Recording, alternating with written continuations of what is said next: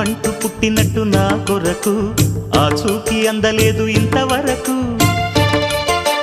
వచ్చింది గాని ఈడు ఒంటి వరకు వేధించలేదు నన్ను జంట కొరకు చూశాక ఒక్కసారి ఇంత వెలుగు నా వంక రాను అంది కంటి కునుకు ఈ అల్లరి గారడి నీ లీల అనుకోనా నీ పేరు ప్రేమ అవునా ఇవాళే నిన్ను పోల్చుకుందా